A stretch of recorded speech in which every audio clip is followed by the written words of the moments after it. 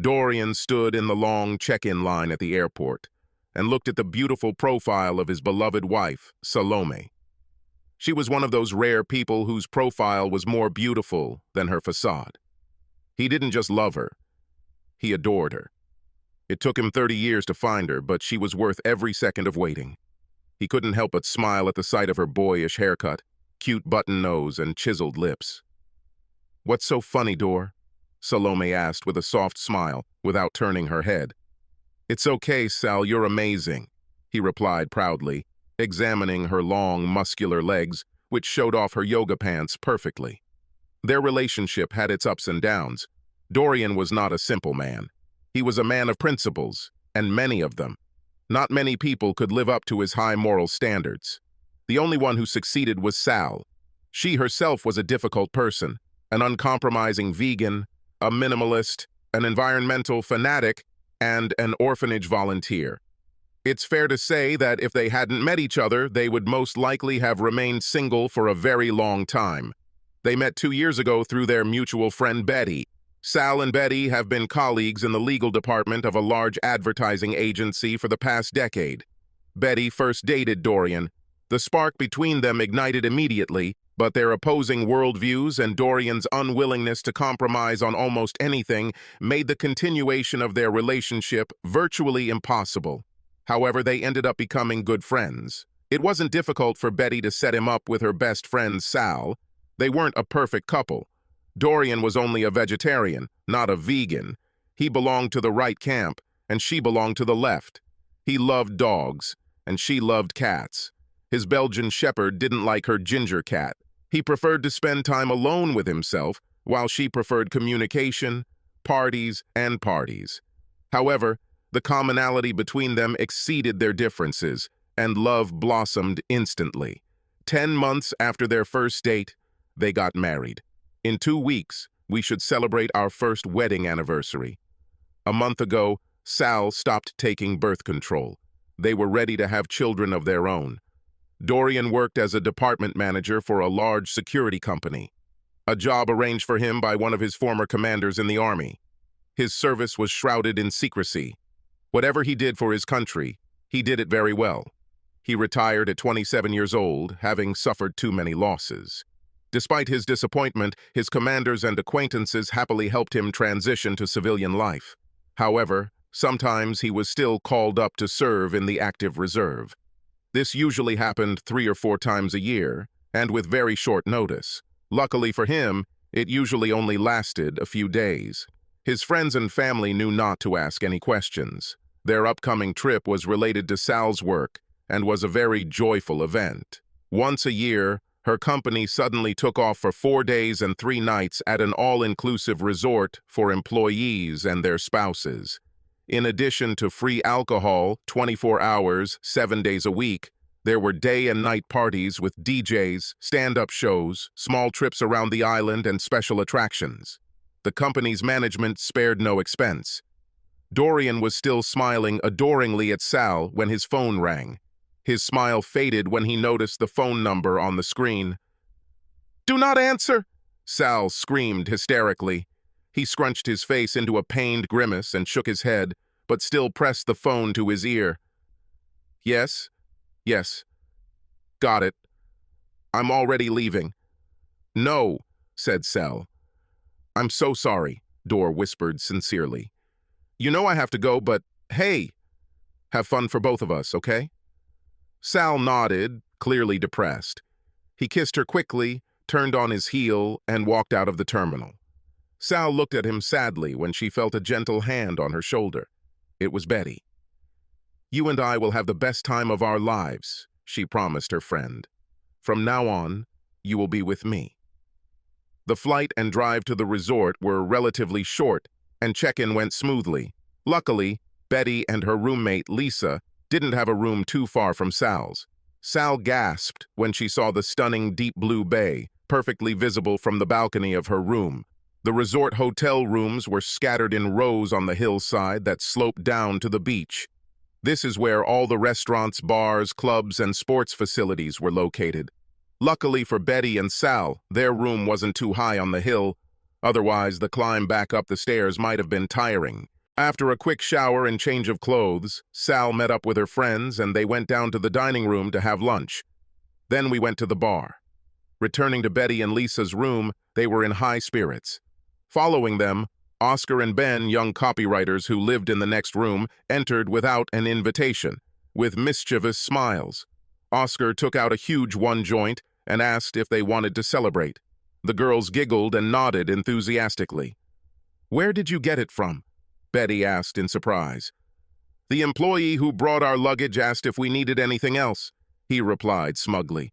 "And now we are provided with everything we need for the entire duration of our stay here." Ben placed a mobile speaker on the coffee table and set up his phone's Bluetooth while Oscar lit a cigarette joint.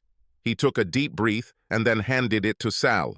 As soon as Sal exhaled, melodic techno began to play from the speaker. She was almost immediately overcome by a pleasant dizziness. A forbidden thought flashed through my head. If Dor was here with me, I wouldn't be sitting in this room with my friends enjoying. Dor put an end to alcohol and was also quite strict in this regard. He hated feeling like he was out of control. I wish he would relax a little, thought Sal. She conveyed joint. Betty nodded in approval that this was a good thing. Soon they were all chatting uncontrollably, giggling and laughing. Well, almost everyone. Most people become talkative after smoking, but Sal tended to keep to herself. Adding alcohol only made her more quiet and introverted.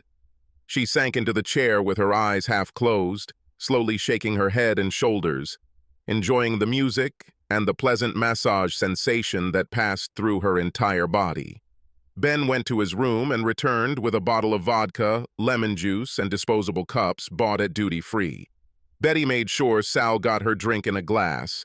She wouldn't agree to plastic. After the toast, they began to slowly dance to the soothing music in the room. Their vacation started off in the best possible way. Later that evening, a group of 5 people sat at the same table for dinner. Sal and Oscar were captivated by each other and couldn't stop exchanging flirtatious glances and smiles. When this continued at the bar after dinner, Betty thought they had lost interest in the rest of the group. Sal was in her room getting ready for a beach party when Betty walked in unexpectedly. "Care to tell me exactly what's going on between you two?" Betty asked, without beating around the bush. "Nothing, actually," Sal answered with some embarrassment. "It's just nice to get a little attention from men for a change. When Dor is around, no one dares even look at me. He scares the crap out of them just with his presence." "Nothing," Betty said skeptically. "I don't want to seem indecent," Sal said, "but part of me is happy that Dora isn't here. He's so tense all the time, even when he's pretending to be calm, and it stresses me out. It's nice to feel free and have fun for a change. If he was here, I wouldn't be able to hang out with you guys in your room, and I certainly wouldn't be able to smoke or drink more than a glass of wine. He's always so serious and cautious that it's boring. When we sit in a restaurant, for example, he always sits with his back to the wall and nonstop examines the main and back entrances.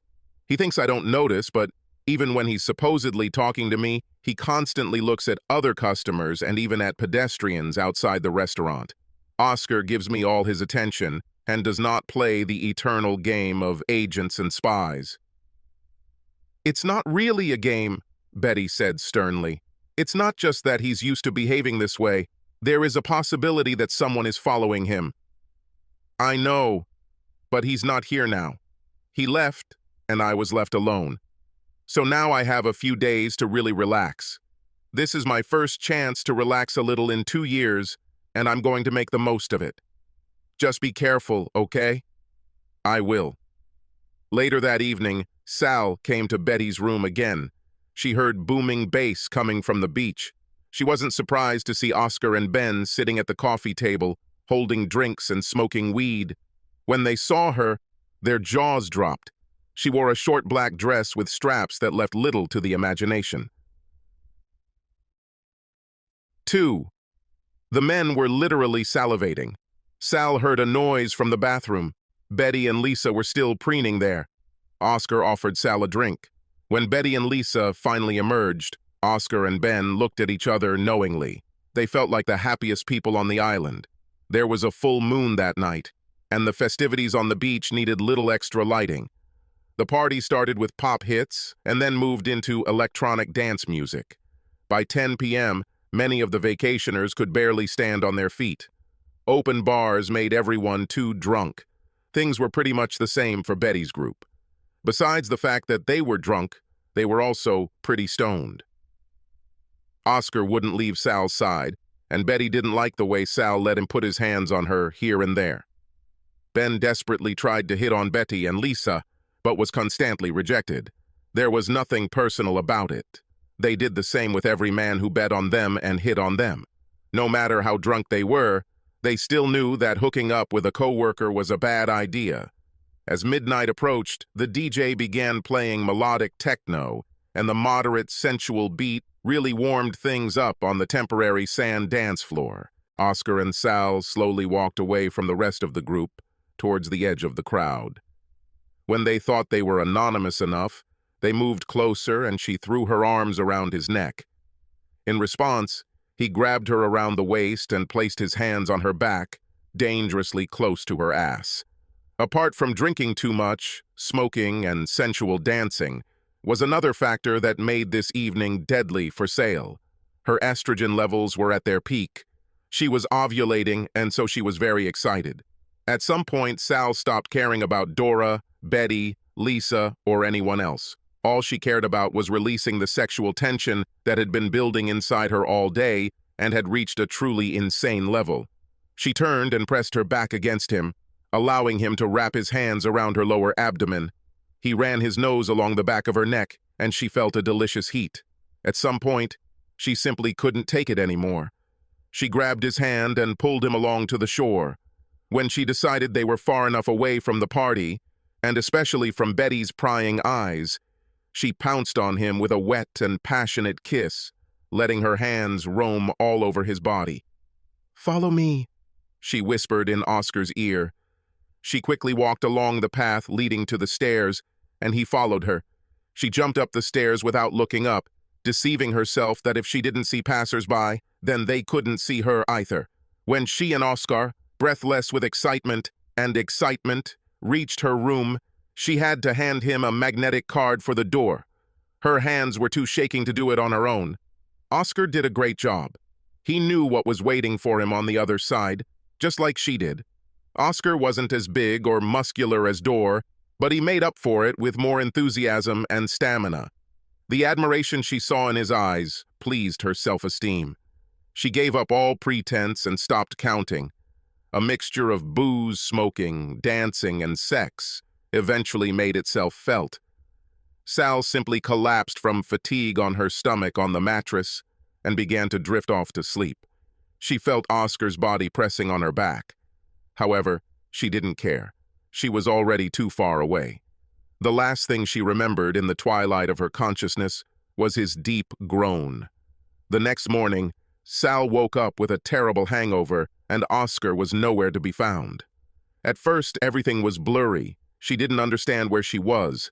The first coherent thought that entered her head, like a poisonous arrow piercing her temples, was the following: "My marriage is over." This terrible thought soon turned into panic. The feeling of guilt and shame was beyond her strength. "What have you done?" she scolded herself. She wanted to scream, but couldn't. She pulled her hair, but she didn't have enough strength to do much damage. She ran to the bathroom to throw up, but nothing came out. She was so thirsty that she drank the rusty water straight from the sink tap. Then she returned to bed and fell. Burying herself in the sheets, she cried her eyes out. After a while, a gloomy thought came into her head and she ran to the balcony. "Ha! Slope!" she thought. "This is a fucking slope. I can't even kill myself." Desperate and broken, she returned to bed and lay there for several hours without moving. In all the possible scenarios she played through in her head, Dor would eventually find out what happened. The only way out is to confess, but he most likely will not forgive her. And even if he forgives, their relationship will never be the same. Dorian won't trust her anymore, and with good reason. She didn't even trust herself. She honestly asked herself whether she could forgive Dor's infidelity under similar circumstances, and the answer was no. At breakfast, Oscar and Ben learned that they were no longer welcome at the girls' table. They were very disappointed, but did not start a scandal. After lunch, Betty and Lisa rented a car and drove to the other side of the island to see an attraction called Pink Beach. They debated whether to invite Sal, but decided not to. She didn't come out for breakfast or lunch, and they decided she needed to be alone. On the way there, they picked up two young Italian hitchhikers. Pink Beach was in a secluded area, about a half-hour's walk from the nearest parking lot. The effort was worth it. The pink sand was not only pleasant to look at, but also uniquely soft. On the way back, they stopped at a vegan restaurant and ordered takeout for Sal. They also managed to buy a couple of morning birth control pills for her. At first, Sal didn't open the door for them, but after Lisa nearly knocked the door down with her fists, Sal gave in and let them in. She looked terrible. Unkempt hair, a swollen red face that spoke of numerous tears, and a smell of fumes that indicated that she had not taken a shower since the previous day. Betty and Lisa rushed in and embraced their friend in a long, shared hug. It took a lot of convincing, but Sal finally agreed to take a shower and then eat something. However, she categorically refused to go down to the dining room with them. She didn't want to see knowing glances and hear whispers. Completely sober and unable to sleep, Sal spent a long and painful night. Her mind raced, asking difficult questions and giving no answers. How would she tell him? How much will he tell him? How can she convince him that this was an isolated mistake and that she is ready to do anything to atone for her guilt? Finally, after all the mental anguish, she came to a painful decision. She was a practical girl. If she was destined to lose her husband, then there was nothing left to do but live on, despite all the grief that she would experience. The next day at lunch, Betty and Lisa were surprised to see Sal burst into the dining room wearing a floral sundress, looking beautiful and smiling. She avoided looking at the other diners. The dinner went well, and she even joined them for a final party on the beach that evening, but this time she avoided alcohol. At 2 o'clock in the morning, Sal heard a light knock on the door. She didn't sleep. Opening the door, she was surprised to find Oscar standing there alone with a pleading look. She shook her head and closed the door. The next day, Betty, Sal, and Lisa stood quietly in line to check in at the terminal for their flight home. Oscar and Ben, standing behind them, couldn't stop chatting and seemed very happy. At some point, Betty couldn't stand it, turned around, looked sharply at Oscar and said, "You look way too happy for a man whose days are numbered. You must disappear as soon as the plane lands. Dorian will take his time torturing you to death. With his connections, he might even confess to your murder and go free." Then she turned to Ben. "He'll probably think you were his accomplice, Ben. I wouldn't be surprised if he's waiting for you at the airport when we land." Both became white as a sheet. They didn't know anything specific about Dorian's military background, but he was still the biggest, baddest guy they'd ever seen. Sal called Dorian and insisted that he not pick her up from the airport since Betty would give her a ride home. Sal decided that when Dorian saw her, she would immediately realize that something was wrong. She didn't want them to end up in a ditch on the side of the road. When Sal entered the house, Dorian was in the kitchen preparing dinner. He dropped everything and ran to hug and kiss her, and realized that something was wrong when she avoided his lips and instead turned her cheek. An hour later, they ate dinner in complete silence. The tension in the air was unbearable. "I have bad news," Sal finally said in a trembling voice. Doctor said nothing as Sal tearfully recounted the entire sequence of events. She didn't hide anything. She repeated and emphasized that this was an isolated incident, a combination of alcohol and prohibited substances, a special day in her menstrual cycle, and that she would do anything to earn his forgiveness and a second chance. She was practically begging. When she had nothing more to say, Dorian stood up and asked in a gloomy voice, "You said that Betty and Lisa drank and smoked with you. Did any of them end up in bed with a co-worker?" "No, but—" He didn't let her finish her sentence. He rushed into the bedroom and began to pack his duffel bag. "No!" Sal shouted in front of him. "I'm the one who has to leave." "Shut up," he hissed. Having finished packing his things, he headed to the front door and saw Sal standing there, blocking his way. "Move over," he ordered. No, she begged. Please, please stay. He placed his large hand on her shoulder and easily moved her aside. He was about to open the door when she grabbed his hand with all her might and whined. Her tears and pain reached him, and he froze. Sal dropped his hand when she saw his broad shoulders tremble. She raised her hand to his back and almost touched his shoulder, but was afraid to do so, so she simply held her hand over his trembling body. She wanted so badly to hug him tightly and never let him go, but she knew that wouldn't help. She knew that if he ever decided to return to her, it would be because he wanted it, and not simply as a reaction to his wife's pain. He lingered, but eventually left. Dorian was about to go to the motel when he suddenly changed his mind and made a U-turn. He needed to hear another side of Sal's story from someone he could trust. And he also didn't want to be alone. When Betty let him into her apartment, a cup of coffee was already waiting for him. She confirmed all the details from Sal's story and added a few of her own, including the fact that Sal had turned down Oscar the night before.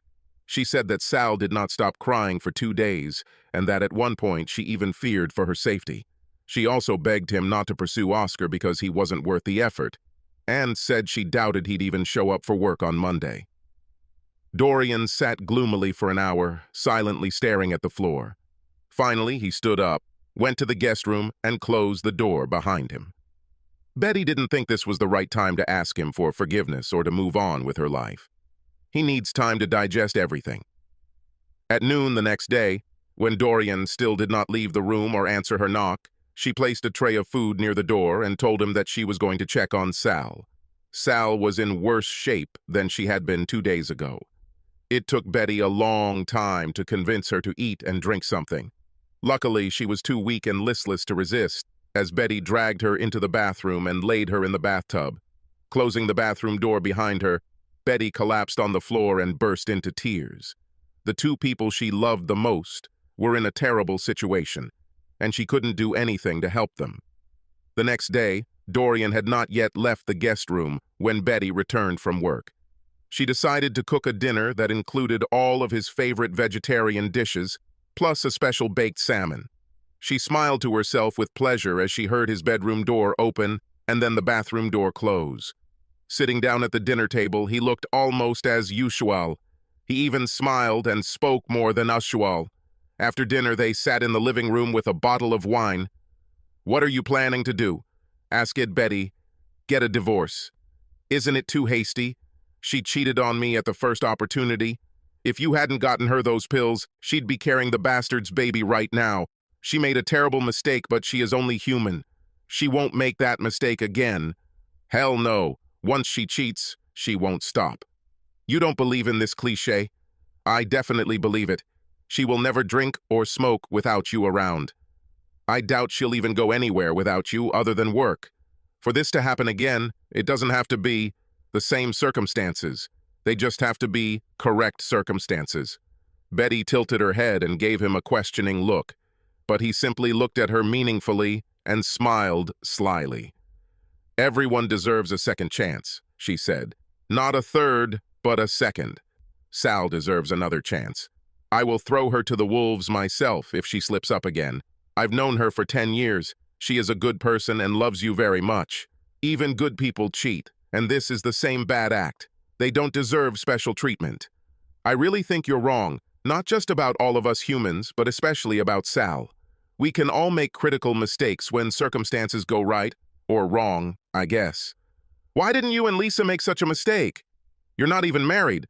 Well, not being married, we couldn't make this particular mistake. Although, of course, we had fun. But not with your colleagues, and I'll bet my life that you use protection." "Always bet on Betty," she said mischievously. "I'll tell you what," she said after a pause. "Give her one more chance, at least for a week. If after this week you decide you can't continue, I'll understand. But at least try, for both of your sake, and also for my sake. I love you both very much. I agree to anything for you to stay together. For all? Anything. I have an idea, but I don't think you'll like it. Do you want to bet?" Sal stood in the kitchen, chopping vegetables for dinner. Betty had already told her that Dorian had decided to give her another chance, and would be returning home that evening. Hearing the sound of the front door opening, she turned around cautiously. At first, Dorian stood at the entrance and looked tense, but as soon as he smiled at her, she dropped everything, ran to him, jumped on him, wrapped her legs around his waist and covered his whole face with kisses. He tried to avoid it the way one avoids being licked by a loving puppy and simply stroked her back affectionately. The dinner was pleasant, and Sal did not feel any offense from him.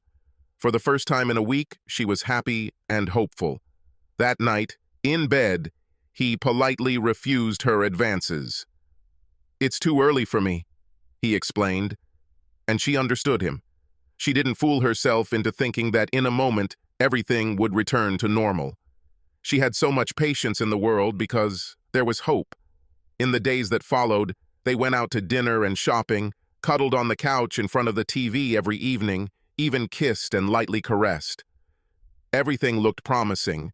However, on Friday night, Dorian dropped a bombshell. They were sitting huddled together on the sofa in front of the TV when Dorian suddenly said, "I have bad news." Sal flinched and then looked at him warily. "When Betty convinced me to give you another chance," he said in a cold voice without taking his eyes off the TV screen, "it was on the condition that you would feel my pain." Salome tilted her head in confusion. "We can only move on if I get even," he said. "I'm sorry, what?" Sal stuttered. "I'm going to spend the weekend with Betty. If you can come to terms with this when I get back, maybe we can really start over." "She would never dare to hurt me like that." "He won't dare. That was my only condition, and she already agreed. I'll leave tomorrow evening and return Sunday evening. We can continue from here." "No, please do not. This is madness. She is my best friend. Please don't do this to me." Dorian stood up and went into the bedroom, leaving Sal crying on the couch. In the end, she managed to fall asleep there, thinking that it was just a cruel experiment. "They just want to test me," she convinced herself. "This is just some kind of vile revenge. In fact, nothing will happen between them." The next evening, Sal stood in her bedroom and watched her husband pack his duffel bag. "No need," she whispered one last time before he left the house. She ran to the living room window and watched him get into the car and drive away. Part of her still believed it was just an evil prank. Seeing him leave, she took the keys and ran to her car. Dorian had just entered the lobby of Betty's house when Sal appeared on the street. She parked on the curb in front of the building and looked toward the 7th-floor apartment. She saw that there was a dim light on in the living room. "I saw shadows of figures flickering on the walls." About 20 minutes later, the light in the living room went out and Betty's bedroom light came on. Another minute, and the entire apartment was completely dark. Sal thought she saw the curtains move in the dark bedroom, but she couldn't be sure. No one heard Sal's scream of pain in her car. She drove home in agony, tears streaming down her face. At first, she tried to convince herself that this was the price she had to pay for her infidelity, and tried to think about anything else to pass the time. It was no use. Her thoughts went back to her husband and best friend. "Yes, I screwed up big time once," she said out loud, her voice full of disgust. "But not with my fucking best friend who also happened to be an ex." She called Dorian on his mobile, but he didn't answer. Then Betty called, but all her numbers went to voicemail. I even called Lisa, but she didn't answer. Sal was too upset to realize how late it was. Each refusal was a personal refusal, another part of the conspiracy against her. Finally, in complete despair, she called Oscar. He arrived quite quickly and turned out to be a perfect gentleman. He listened patiently to her frantic cries and explanations, handing her a glass of water. As she leaned into his lap, still trembling, he gently patted her shoulder. When she calmed down a little, he kissed her head comfortingly, assuring her that everything would be fine. When he saw that the first kiss had helped, he kissed her cheek again. He didn't resist when she suddenly kissed him wildly. In the bedroom, they repeated all their exercises from last night, but this time, everything was even more exciting and enjoyable.